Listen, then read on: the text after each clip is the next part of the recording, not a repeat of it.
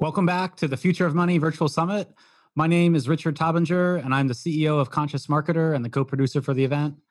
We're on our second to last interview, and in just a moment, we're going to hear from Adrienne Ashley. She's co-host, crypto influencer, author of Minting the Future, and also recently she was named the #1 woman in blockchain. Very powerful woman. It's been exciting to work with her throughout this whole summit.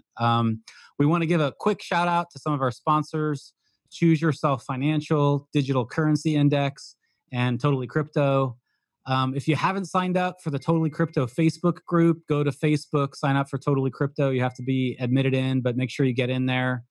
A big word of gratitude to all the speakers. We had over 45 speakers who said yes to come on this event. And unlike a lot of other summits, we knew, because the crypto space changes so fast, we decided to do that live over 10 days. So I don't know if we would do that again, but if you think trying to coordinate all these people with over 10 days, live schedules, locations, it was really a challenge.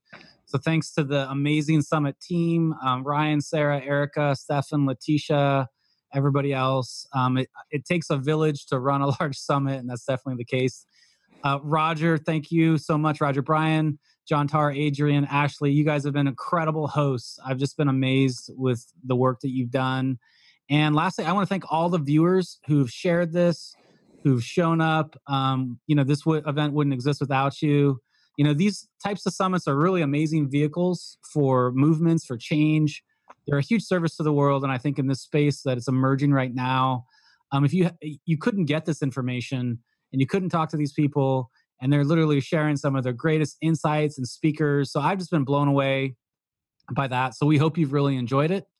One last thing, tonight we have one more talk with Brad Hart, and he's going to talk about after the storm, looking forward in the future of crypto and blockchain. So get on for that. That's our last one. It's going to be 7 p.m. Pacific time.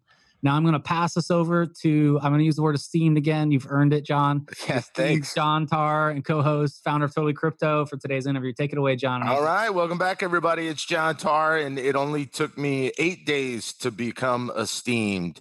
And so now I'm solidly esteemed. So I'm excited. I'm going to introduce Adrienne in just a second. I have a lot to say before I introduce her. I want to remind you that the content of the summit is provided for informational purposes only and is not intended to provide any specific tax, accounting, legal, or other investment advice, or provide the basis for any financial or investment decisions. You should always consult with a licensed professional to seek advice specific to your own situation. I want to remind you that there's a button on this page where you can get our cryptocurrency training kit. That includes all the speakers, all the recorded talks, including the one I'm about to do with Adrienne, 25 plus speaker bonuses. You're going to get videos, you're going to get transcripts, you're going to get audios.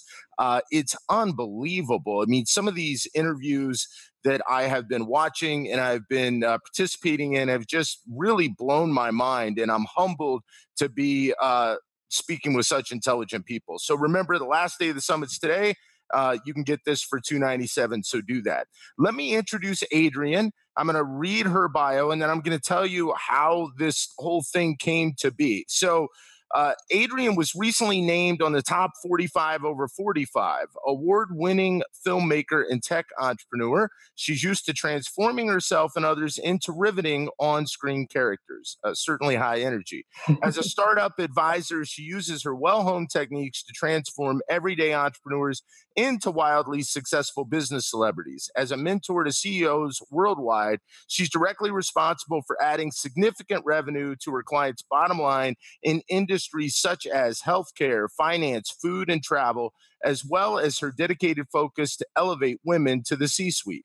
As a best-selling author, her next book, Minting the Future, focuses on the shift from traditional VC funding to grassroots crowdfunding, using the blockchain to protect ideas and safely collaborate on projects. She advises a dozen blockchain companies and has helped organize several successful ICOs. And as Richard pointed out, she is the #1 woman in blockchain. Welcome, Adrienne. Thank you. I'm so happy to be here. It's been an absolute blast.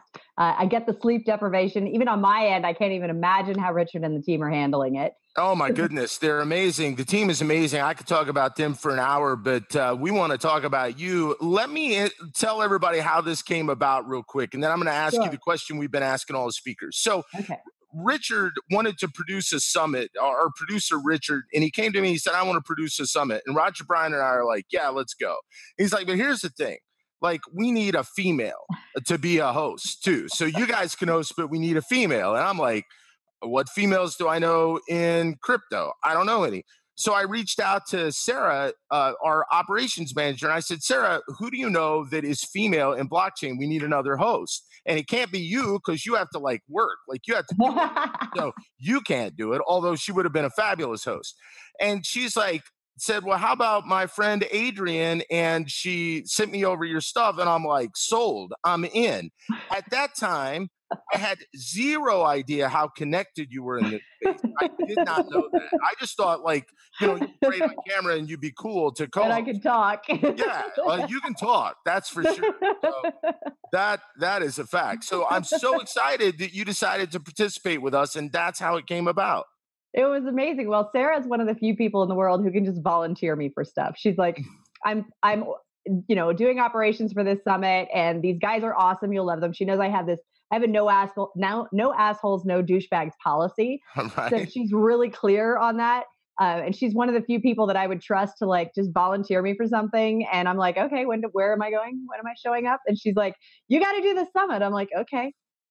Yeah, well, it's been really fun, and the verdict is still out on the asshole douchebag part. No, you guys are not. I met you in person. I belly checked you in person. You totally passed. All right, cool. Yes. Cool. So let's ask you the question that we've been asking everybody, all the speakers. Sure.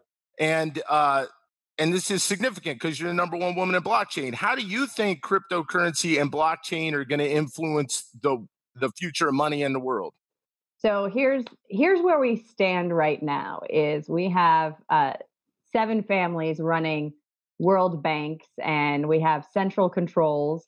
They're controlling the cash flow. They're controlling how much we can have, the supply, the demand. It's all artificial. It's also fiat. It's not backed by anything. Then you have crypto, not managed by anyone. It's math. It is programmed to go up. The fewer there are, the harder it gets, right? And then the halves the rewards. It's programmed to increase in value, to be more valuable. It's math. We get it. It's immutable. You can't mess with it. I say it's unfuckwithable.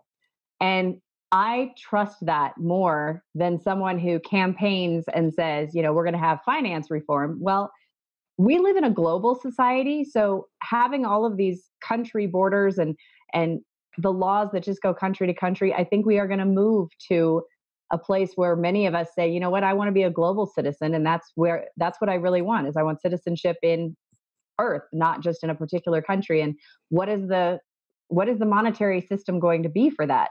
It's not what we have now. It's potentially going to be Bitcoin based or something like that, where we have a cryptocurrency that is decentralized, unstoppable. The key is the unstoppable. There isn't a single government that can say, no, you can't have it. What are they going to do? Look on everybody's hard drives for their JSON files to find their MyEther wallet codes? What are they going to do? Look at every single flash drive and figure out if they're actually carrying their Bitcoin across a border? That it's not possible to stop it. So here's a question, and I have a bunch of questions for you. Ones that I had in front of the question I'm about to ask, but I have to ask it. So Napster comes along, and everything's going crazy, right? For those of us old enough to remember Napster, I'm so happy that I'm now not the old person on the block, that you're a little older than me. Not a lot, but a little bit. So I'm like, yay, somebody's older than I am. Because I'm like the old man here with all these millennials. So Napster comes, goes crazy, and then iTunes comes along, and Apple sort of centralizes this and makes it amazing. Do you see crypto? Do you see it taking the same path, or do you think it's going to stay decentralized? No, I think it's actually going to do exactly what you just said, and here's why. Now, there's going to be several camps, right? You can still MP3 swap peer to peer in different places, and you're not supposed to, but you can. And uh, the thing about Napster, number one, it was illegal, and number two, you had to be a little bit technical to be able to download it and then figure out where the seeds were coming from, and it was a little bit technical, and you had to upload stuff. Apple was like, here's the entire library, press this button for $1.29, you have the song you want. And not only that, we're going to sync it not only to your phone, but to your iPod and to your Mac, and everything. And we'll keep control of it. And if you ever lose your device, all your music is still safe. I think the mainstream population is not ready for the level of personal responsibility and self-reliance that current crypto wallets require. I think that I'm smart, and I've lost my JSON files. Like, I thought I had my JSON files in my Dropbox in a little folder that was encrypted. No, it was on my hard drive in a little folder that was encrypted. So then when my hard drive got fried and hacked, they wiped it and it was unrecoverable, and there goes all my ether. So there's a whole shit ton of ether out there just sitting there that'll never be cracked. So I'm screwed. And it's not the first time I've done it, right? Like, I've lost crypto multiple times. You would think I would learn, but it's kind of like the price of admission for being an early adopter is you're going to screw up, right? So just factor that into the equation of everything that you're doing.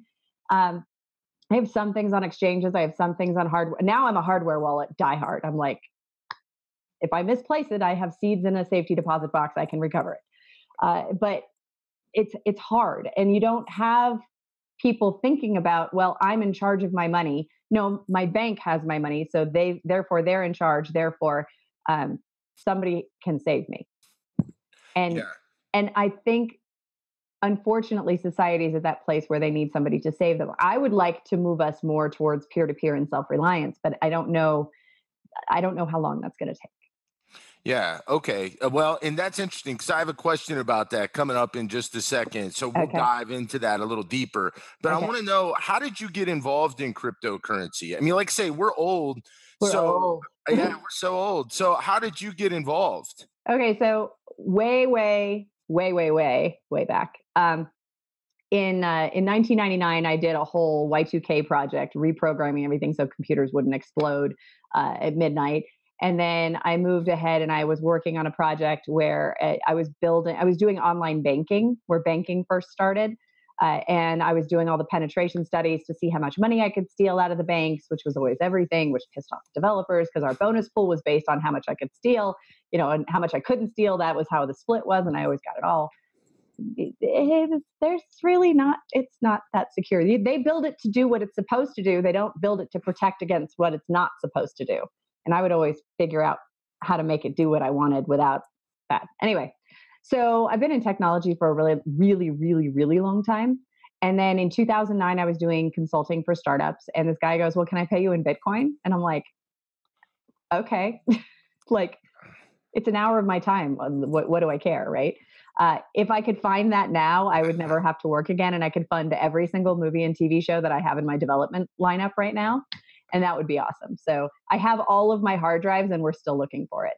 Awesome. Yeah. So you're early techie and bad at keeping crypto. Oh, well, I'm good at making money. So that's what I always say. I like my version of financial independence is drop me anywhere and I can make money, and not on the street corner. Yeah, so that's good. So that's my philosophy. So it's never, things come and go. I lost my entire IRA literally in a week.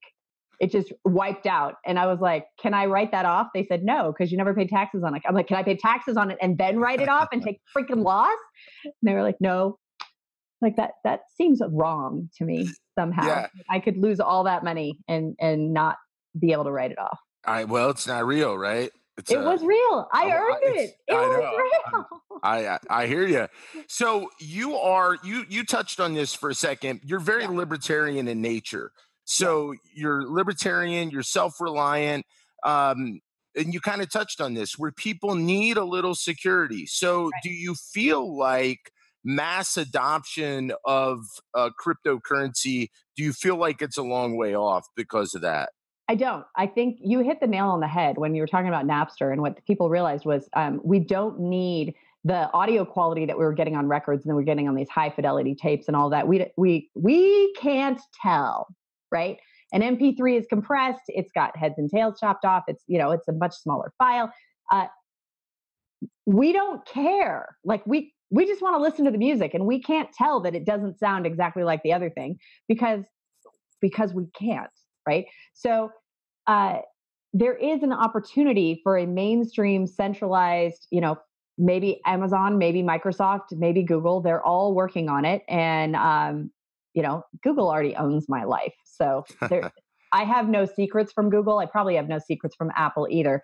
They both listen into my phone. So the other day I was saying Chick-fil-A, and I'd never been to Chick-fil-A. I'm wondering if I can do it right now. I'm going to say Chick-fil-A, Chick-fil-A, Chick-fil-A. And I opened up Maps and it opened it to Chick-fil-A. And I was like, see, I had never gone to Chick-fil-A. I had never been there. I had never searched for it. And I open up and I go like this, and I open up Maps, right?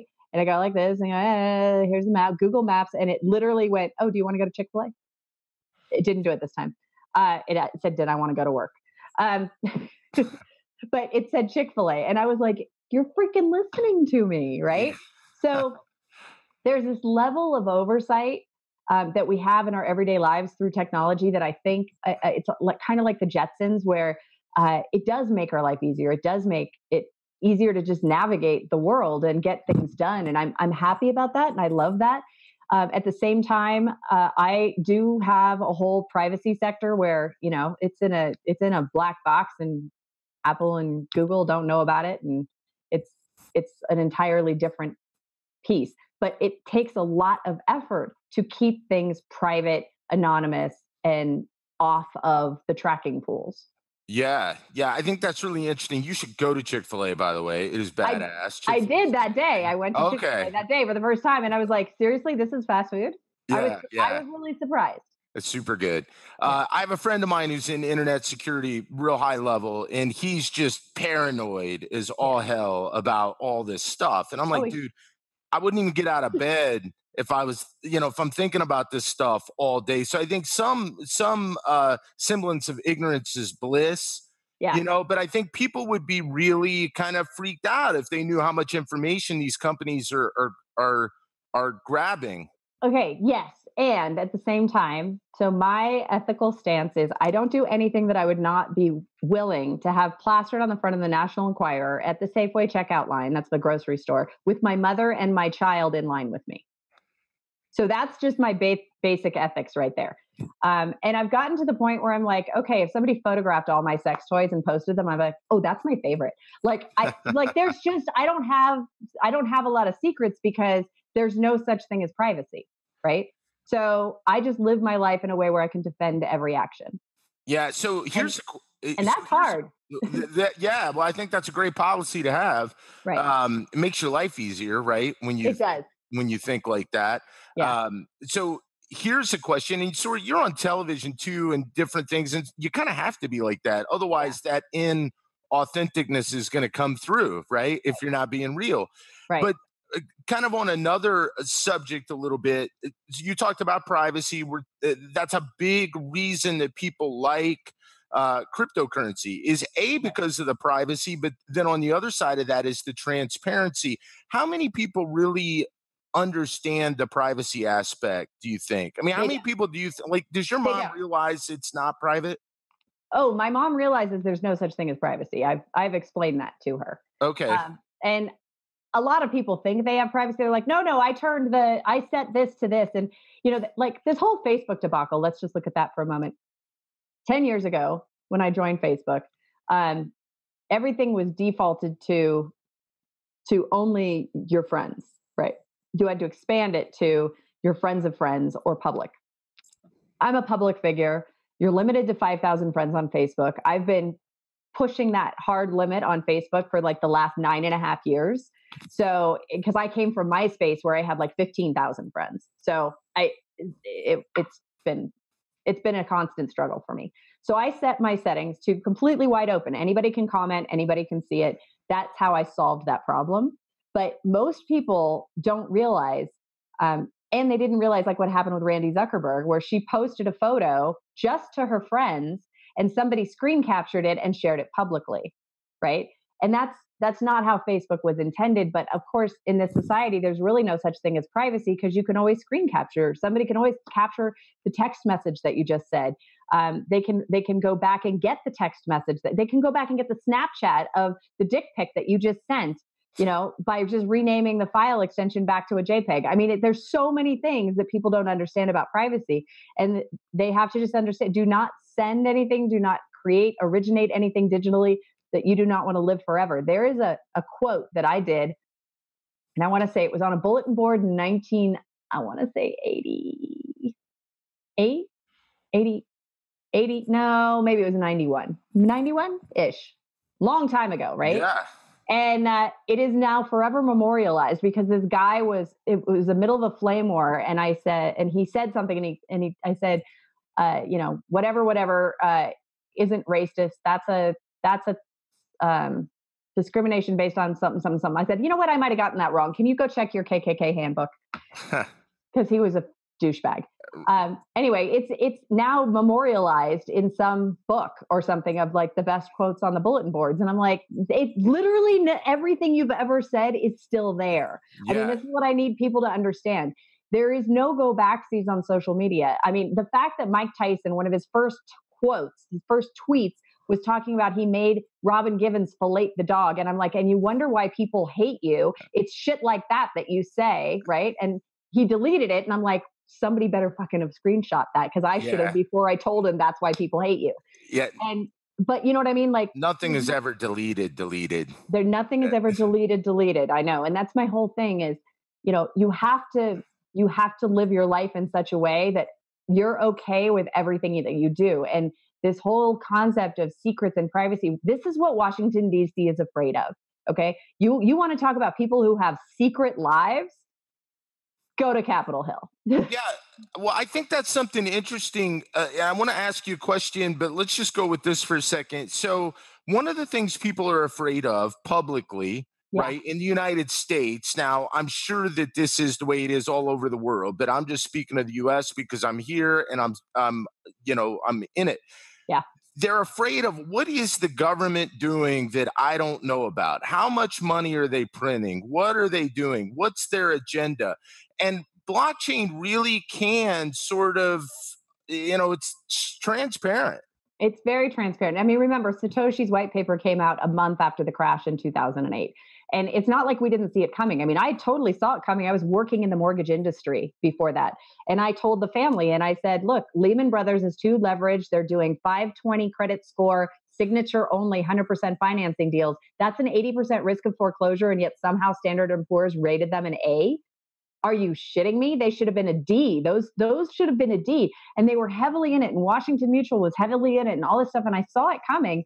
And I was trying to get the family to sell out of Lehman Brothers. And the broker's like, oh, no, they're a financial company. They're not real estate. I'm like, I look at the damn trade things every day. I'm telling you that they're in real estate. No, they're a finance company. And then it crashed. And I'm like, think I was right. So, so we live in a world of it's a lot of, how do I put this without getting arrested or having people arrive at the door with guns? There are a lot of nefarious practices that are set in motion under the guise of legal structure that are really there just to extricate money and profit for certain organizations. And that is not good for we the people. So you said I was a libertarian earlier. What's really funny is I was nothing for forever. I mean, like, I was a registered Democrat when I was 18 because we did the Democratic National Convention in high school, and I didn't know there was any other party.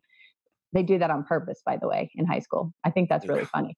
So I registered as a Democrat, and then I unregistered. Like, I just was like, okay, I don't need to be in a party. So I was nothing forever until this last election.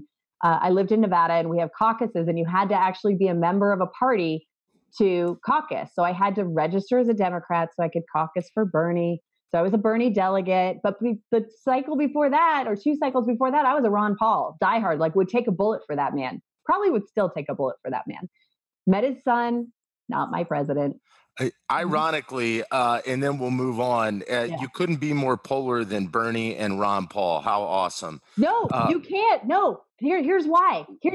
What they represent is speaking truth to power. They'll never lie to you. You can always believe them that they're going to stand for what they believe in, and they're not going to flip flop. Okay. They're not. Fair enough. Fair enough. So, all right, let's switch gears. You're Sorry. female, obviously. Yes. Yes. If people didn't catch that in the last 10 days. There's bikini shots out there. You can figure it out. Yes. So, okay. Now, it's just to me like sort of been, I mean, I've always just, I know women are smarter than men. It's true. Right. And so, and I was like, why is this still a surprise to people out there? There are fewer women in crypto and blockchain than men, right? So Yes. for women that want to be involved, I mean, why do you think that is? Why do you think this is such a male-dominated sector? I think because just like the internet itself, it probably started in a basement somewhere. And that's generally like the Dungeons and Dragons crew, which is also not a lot of women. So what's interesting now, though, is at this point of the internet's adoption, there were way fewer females than there are now in blockchain. And we are making a concerted effort to get more women involved in STEM and programming. We have an entire little subsection of one of our groups, Team Block Society, Yasmin was on, where we're literally putting women in CTO positions and getting them mentored by CTOs, by male CTOs, and really helping them take on these technological things that get them into blockchain, because we've got a lot of computer programmers and they usually end up doing UX and front end. And it's like, no, you got to do back end, you got to do blockchain. Like, this is not rocket science, ladies, you can do it. And, they're just like, really, I can do this? And then they do it and they just, oh my goodness, they flourish.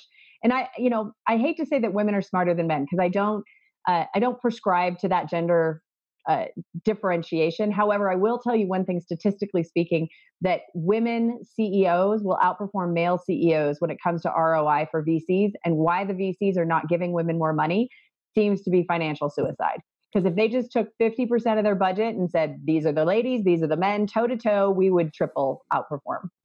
Yeah, I think that's awesome. I'm pretty gender neutral. Like, if you're a smart person, you're a smart person. But women, at least in my experience in my company, outperform most of the men. So you guys have no ego. You're just like, hey, let's get it done. We're guys, they spend 4 days like, trying to be the alpha dog. So that is true. This is why actually women do better in crypto, I think, because we play team sports really, really well. We don't have the ego. We're like, who can do what? Get everybody on the phone. Everybody says yes, let's go, and boom, we all do it. And it's not about taking credit, right? Yeah. And so for the man, you're right. There's a lot of alpha dog. Yeah, not in every case, but not in every case, but yes. So, okay, put your techie hat on for a second. And okay, you were part of the internet boom. Yeah. And now you're seeing blockchain emerge. And so how excited are you about blockchain and why? I'm actually more excited about blockchain than I was about the internet. And I saw what the internet could do back when we had, 5600 dial-up, 14K dial-up, like crazy old dial-ups. What blockchain has the potential to do, it goes back to that immutable record. Now, this is the key differentiator that people are like, oh, I'm in a blockchain. We had a guy who said he's going to tokenize water. And I was just laughing. And I'm like, you know what? I don't even understand what that is, but I bet he'll do it, because he is one of the smartest people you will ever meet. That 21-year-old kid, like, he's a freaking savant. But blockchain gives us this opportunity to have transparency, and it's that no-go backsies, that immutable record.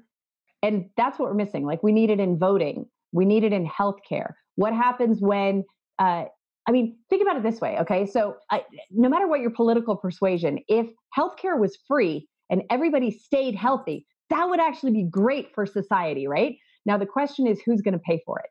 With blockchain, you can create, and they are creating right now, not only these genetic DNA registries, but then pairing it with your health data and pairing it with all these other things. And then you actually own all of that data. You license it out, and that pays for all of your medical care and all of your health care. And they're taking that data to then license that out to researchers who are creating cures.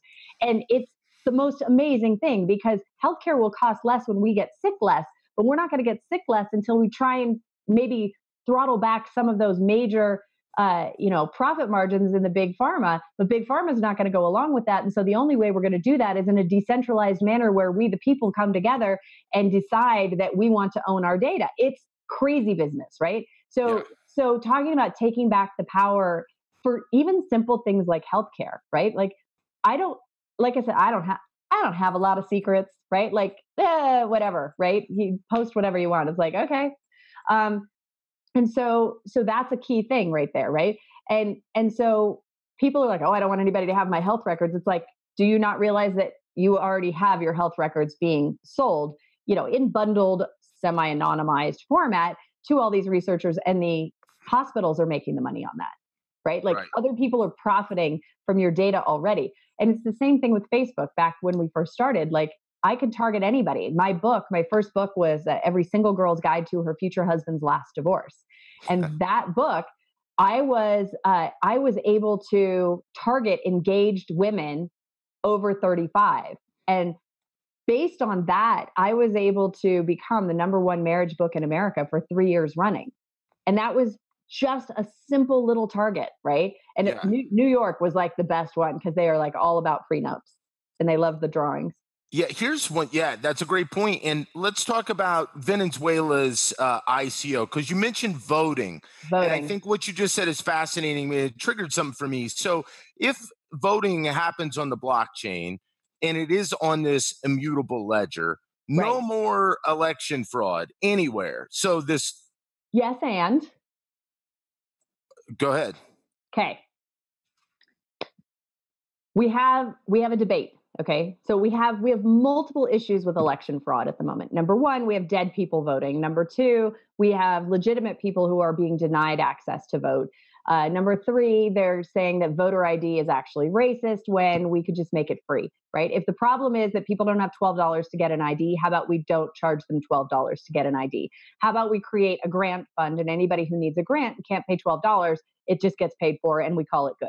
How about we do that? Because I do believe that you should have to prove that you're a U.S. citizen, because I know for a fact that a number of people who voted in the primary in Nevada were not.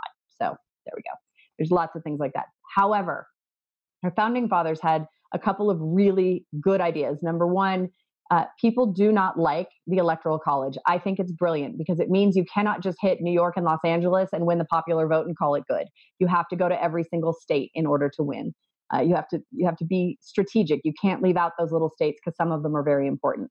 The other piece is anonymous. Okay. What happens if on an immutable record, it's like everybody who voted for Donald Trump, say Donald Trump gets impeached and then the other party gets into power, and then everybody who voted for Donald Trump gets dragged out by their hair and shot. You cannot have a blockchain solution that ties a vote to an identity. Not good point. Easily. Do you know what I'm saying? Like maybe you control the key to show that was your vote, right? Right. And maybe everybody's assigned a certain thing, but that piece, and Indy.com is a voting thing. I actually see voting like this much. We should just start with Congress. Because here's the thing, Congress. Well, I was thinking, not to cut you off, but I was thinking more of a macro level, like in some of these countries where the election's just rigged right from the get-go, right? But like if you look at Venezuela's ICO, and they're like, we raised all this money, and then everybody goes to blockchain, and we're like, no, bro, you actually didn't raise $1, right? Because it's pretty transparent that you didn't raise any money. And so it makes things more transparent on what I was thinking an international scale, which would obviously lead to more transparency at home. But you're right. If it's not anonymous, there could be repercussions. Total repercussions. Where I really see blockchain impacting the world is digital ID. Okay. So this is it's a bugaboo of mine because I own Yelp-sucks.com. Anybody who has ever owned a business and had a fake review posted on Yelp, you understand the pain of having this third-party website that says, it's okay, it sounds like it's real. It's like one of my friends she was a closet organizer. So she would go into your house and she'd do a closet purge with you.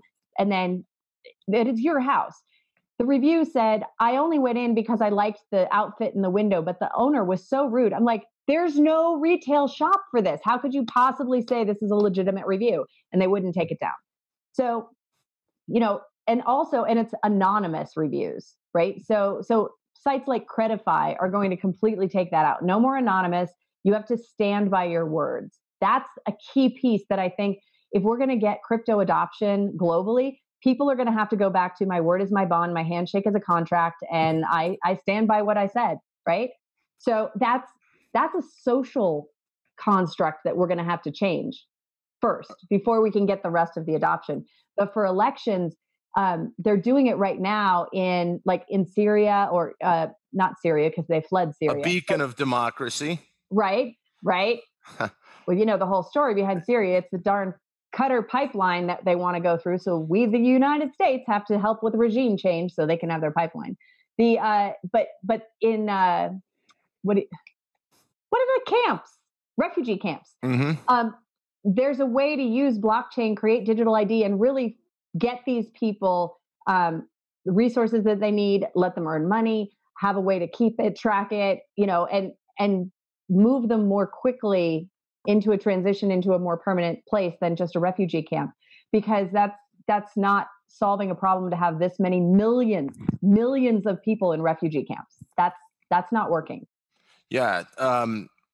No, it makes sense. And so this is a deeper question. Okay. So this deeper than refugee camps. Okay. Well, yeah, I'm going to segue to this because it's along these lines a little bit. Yeah. And it's a hard question, but just what I was thinking about when I was like, hey, what do I want to talk to Adrian about? So have you ever seen anything?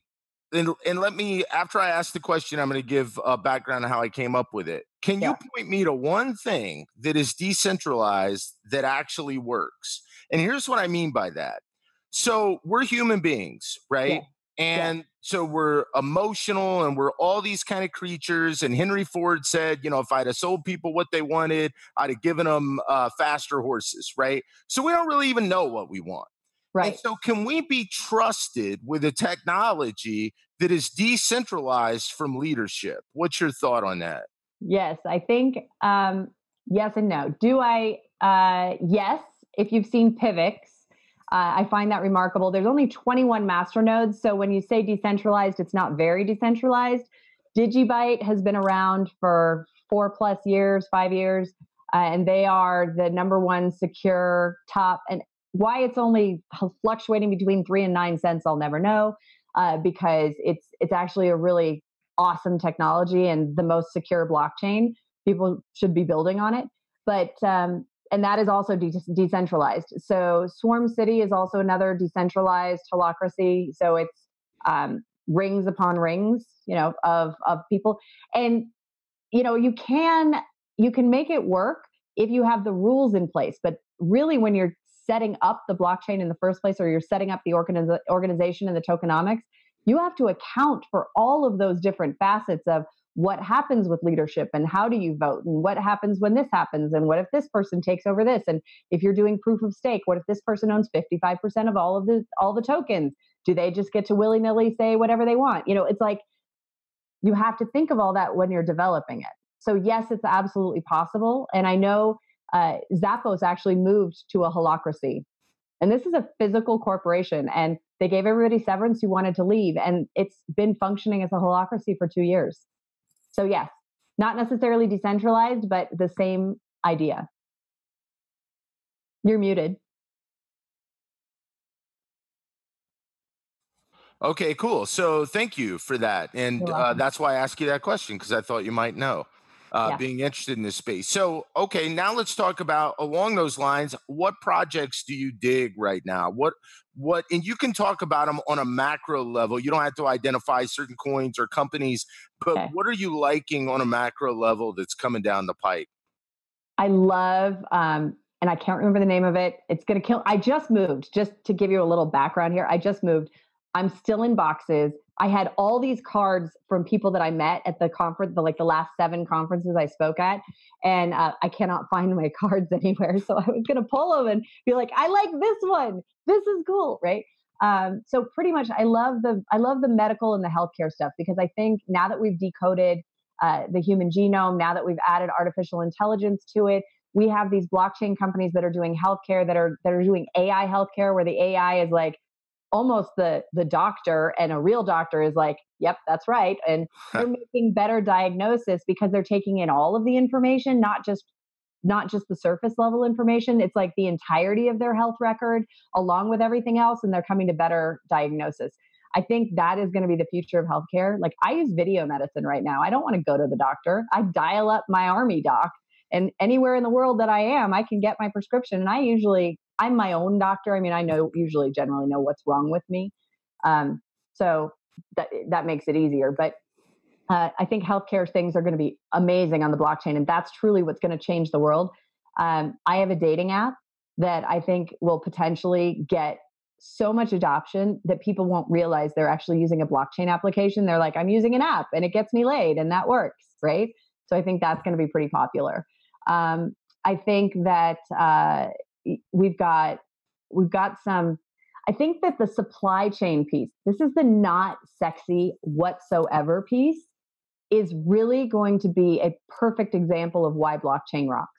Okay. It knows when inventory runs low, it automatically orders it. It knows when a light bulb is out, and it orders the light bulb and the repairman to install it.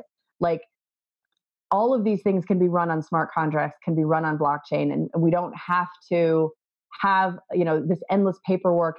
And if we could get rid of redundancy and waste in labor, then that frees up a lot of people. But then that also brings up the choice: what happens when robotics and AI and all that replace people's jobs, and we have all these people with no jobs?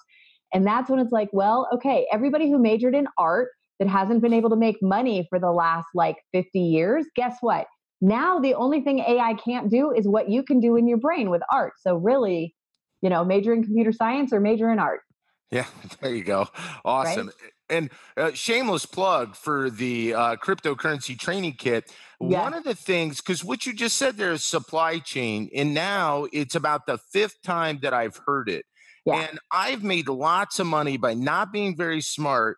But when I hear something like 5 or 6 times, it's like, oh, I better look into that.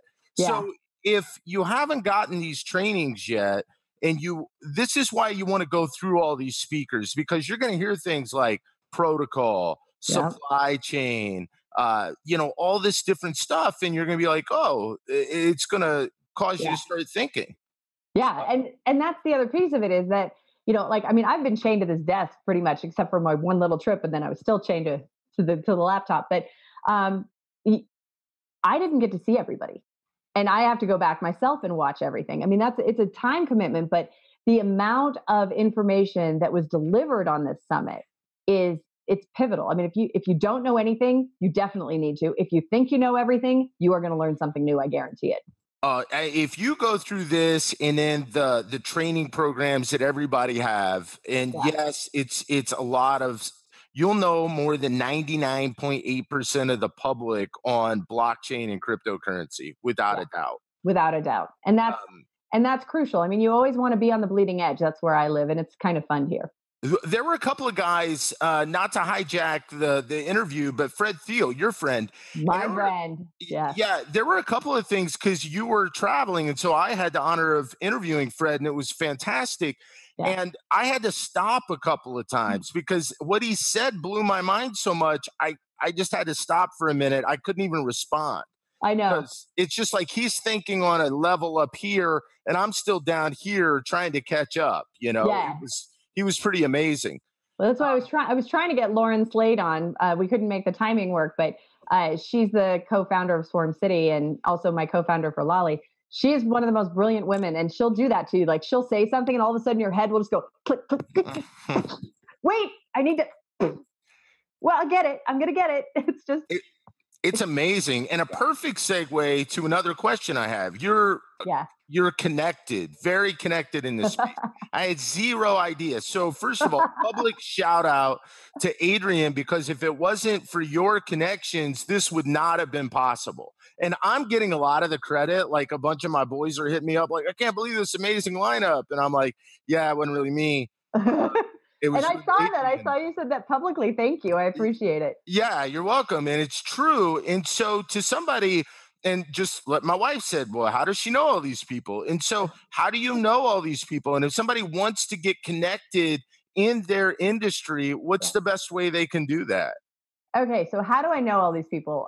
I've been in technology forever. I'm way older than I look. So a lot of the big boys, I've known most of them 10, 15 years. So so they're not new relationships. And I was in San Francisco, Silicon Valley. So I have gone to events. I've been speaking at events for the last probably 10 years. You want to get well connected, have something interesting to say and get yourself on stages. The better that you speak, the more people will pile on afterwards and start following you. And the more you'll be in the speaker room with all of those people. And like the 10th time you share the stage with somebody, you're buddies. I mean, everybody's in my phone. They're all in my phone because I share the stage with all of them. But I have for the last 10 years. Yeah. So this is not something that happened over a couple of weeks. No. However, I will tell you a story. So I was doing an OTC deal with a dear friend of mine, and he was absolute virgin, like didn't know anything. And I'm like, dude, you just got to sit back and relax. Like seriously, do not. It's too much drama, too much, too much, too much. But the deal was going sideways, and he was freaking out because he's a deal guy and he knows deals. It's the first time he was doing a BTC OTC deal. That's Bitcoin over the counter. So these are large transactions out of dark pools that don't hit the exchanges. They just happen private transactions. And so but he was like, nope, the deal's going sideways. Deal's going sideways. He figured everything out. He had a steep learning curve. In 30 days, this brand new guy who knew how to do deals networked to find other deals to get more information. It ended up being the mandate now for one of the top Bitcoin guys, sellers like in the world. So he's now the direct guy. He did that in 30 days. So networking, LinkedIn, believe it or not, I just changed. I just said BTC, OTC concierge. And I probably get hit up, I don't know, 30 times a day. Now, most of them are not actually legitimate people who have buyers or sellers, but I now have 5 hedge funds that I'm connected with because they want my sellers. So you just meet people and connect them. And when you meet them and you connect them and then people go, oh, you're a connector. Like I have 39,000 contacts in my phone, whatever you need, I guarantee I already have it. That makes you a popular person. And then, that helps. Yes. Awesome. Well, it certainly helped us. So we appreciate it. Oh, no problem. Yeah, it's been great. It's been great, which I'll talk more about in just a second. But I want to get your advice for people. They're just starting out. They're a beginner. They didn't know anything about crypto. We've had a few of those people that have hit me up like, I didn't know anything about crypto, and now I'm watching your stuff. What's your advice to them? Okay. They're just starting. So I spend way too much money on the Wizard of Oz, on in-app boosts, because I get stuck, and it's like my therapy. Like it's my meditate. I don't meditate. I sit here and I play those little match 3 games, and sometimes I get stuck and I end up buying boosts, and I figured it out. I'm spending $600 a month on boosts. I need to stop doing that. So go through your budget, figure out what you're spending on needless stuff, right? And take that money and just parse it out. And like every week you're spending $50 on crypto, and figure out what your threshold will be. But buy some Bitcoin, buy some Ether, and then spend 10% or so. I call it Vegas money. So buy Bitcoin, Litecoin, Ether, Ripple, and probably EOS, and Stellar. Buy those as just like your blue chip stocks, and then spend 10% of your money that you want to invest on. And I call it Vegas money. This is your gambling money. Like these are your long shots. You are buying in at a penny and hoping it goes to $10. 99.9% of the time it's not, but 1, maybe 2 might. You never know. Learn to read white papers. So the key to a white paper, and you can actually buy business plan books that tell you how to write a business plan. Read that and know that the only difference with a white paper is that instead of the ROI financial information, they're putting in their algorithmic technical information. That's it. The rest of the business plan is the same. So all the same red flags, like are there no last names? Are there no photos for the people who are the advisors? Is the technology that they're proposing something that's even available right now? Or do they have to wait for quantum computing, which who knows when that's coming, 5, 10, 20, till that's mainstream? So what's that going to take? Is it feasible? Do they have mainstream adoption? Is it something that the crowd is going to get invested in because it needs to have a large number of users? Like if you look at Ono, Ono is a social network. You can actually register it now in the United States, which is now publicly available. But it came from China, and I was surprised because it's a decentralized, autonomous, and anonymous, fully private social network, and the government's totally behind it. They love it. And so, but Ono is actually a Facebook killer, right? So when you're in power of your own data, you can say, yes, I would like the Old Spice man to market to me, even though I don't have a husband. I just think he's got hot abs. So go ahead and show me those ads, right? So you can decide what ads you want to be shown. And then you can also get the money for that. So you get the revenue instead of Facebook getting the revenue, right? Imagine that, making money for doing what you're already doing just because the advertisers pay you instead of the platform. So those kinds of things are revolutionary. And that's something to invest in, right? Something that takes something that everybody already uses and makes it better, like the iTunes thing. Everybody was using Napster. Can you streamline it and make it easy? What does their UX look like, right?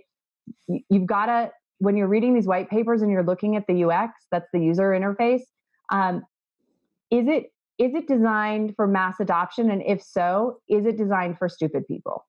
You're not going to get mass adoption without factoring in that there are people who are Luddites who can barely operate an iPhone. Because I guarantee you the Luddites are not operating an Android. It's not, that's too hard.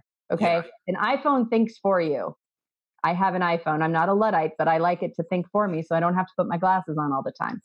And so when you're looking at the user design, does that look like something that, that's why Tinder is so popular? Yes or no? Not a lot to it, right? Pretty binary, yeah. Pretty binary. So the easier something is, the more you're going to get mass adoption. The more mass adoption you get, the more the token's going to be valued, because the more it's going to be circulated. And that's really what you're looking for at looking at an investment, right? Or would you use it, right? It's a subway token, but you don't live anywhere in New York. You're never going to use the subway. Would you still invest in it? Probably not, especially for a newbie. So invest in things that you understand and you like. That's the same principle in all business. If you're ever going to invest in equity in a business, make sure it's something you understand and you like it. Yeah, awesome. And right?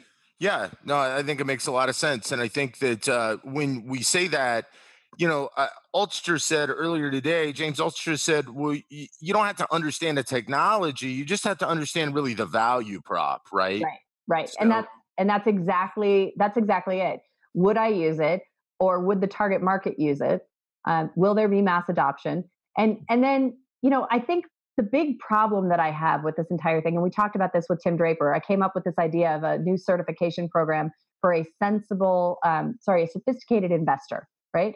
Like, there needs to be a sophisticated investor certification that people understand how to read a white paper, how to look at a business plan, how to do their due diligence to determine whether or not they want to make that investment, even if their investment is only $50 or $100. Because right now, unless you're accredited, and that is $1 million net worth, not including your house, or make over $250,000 a year, you do not get to even participate at the $50 level.